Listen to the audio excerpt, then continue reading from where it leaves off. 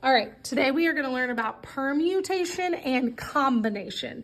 It is when you're trying to put something in an order, such as there are 5 sandwiches. I want to pick 2 different types of sandwiches. How many different combinations can I get? So the difference between permutation and combination. Permutation is when arrangement in the order is important. In other words, you can only have A come before B or something like that. It's when the arrangement in which the order is important. Combination is when order does not matter. So combination is when order does not matter.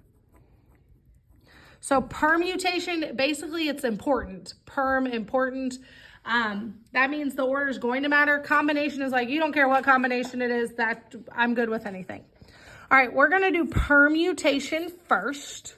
So a lot of times you're going to see permutation like this, where it has a little n and an r.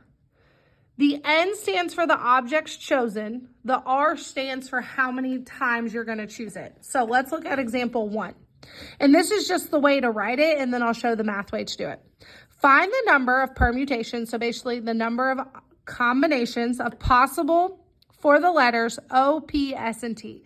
The order is going to matter here, because if you do P, O, T, S, you can't keep doing that over and over and over. So the order here is going to matter. So we're going to have a permutation. There are 4 choices because there are 4 letters, and you're doing one at a time. So the permutation are 4 letters and 1. So that would be, all this means is you start at 4 times 3 times 2 times 1, which is 24 ways. That's all a permutation is saying. You're doing 4 all the way till you get to 1, because you have 4 and you're doing it all the way to 1 letter.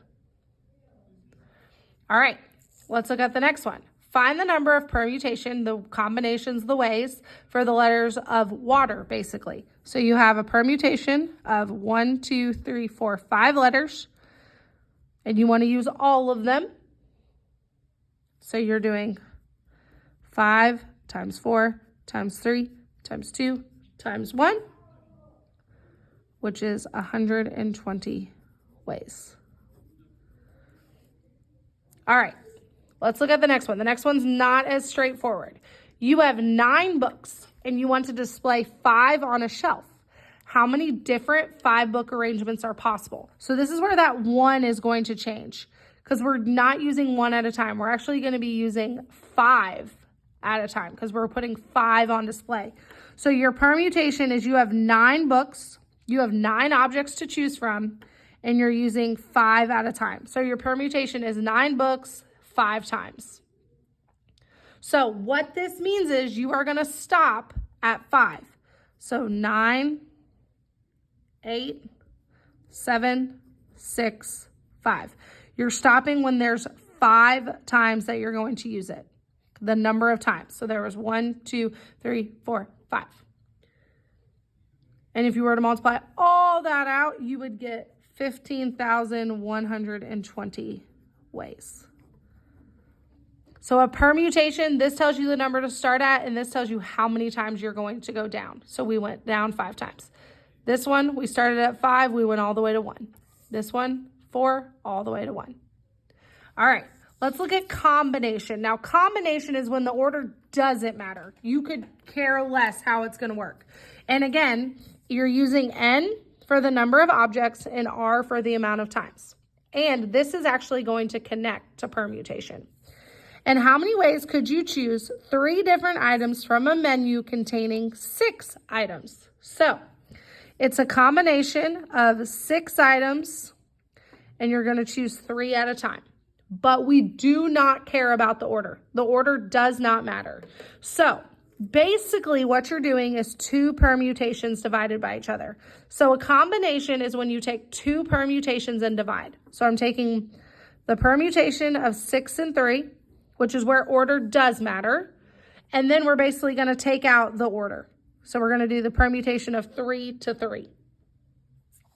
So the top, I'm starting at 6 and I'm going 3 times. So 6, 5, 4. I'm starting at 3 and doing 3. 3, 2, 1. So it's a set of 2 permutations divided by each other. That's a combination. Basically, you're taking out the order. This is going to take out the order.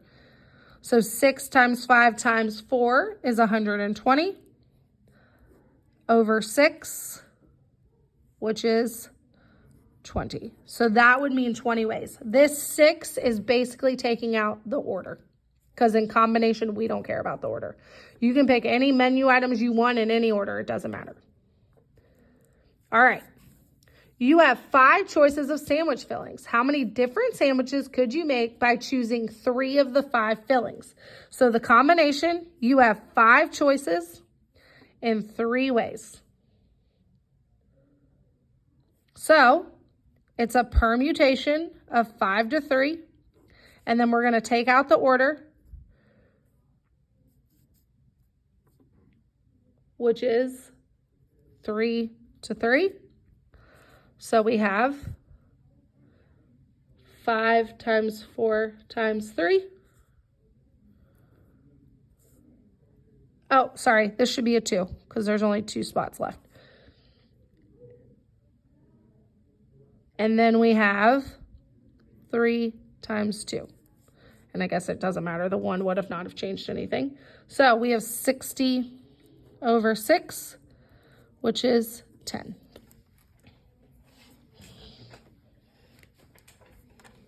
All right, here we go. A teacher selects a committee of 4 students from 25 students. How many different combinations could the teacher select? Again, order does not matter. So she has 25 students to pick from for 4 times. So it's a permutation of 25 to 4. And then we're taking out the order. We don't care what order those 4 kids go in.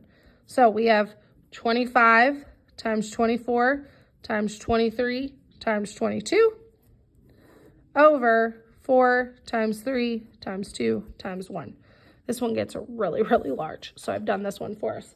So it's 303,600 all over 24, which reduces down to 12,650. That's a lot of ways she can do students. But again, order does not matter. So permutation, order matters. Combination, order doesn't matter. So when you're dividing, you're taking out the order, basically. That's all you're doing. And this one you could have left as permutation 3 to 3. It don't matter. Hopefully this helps.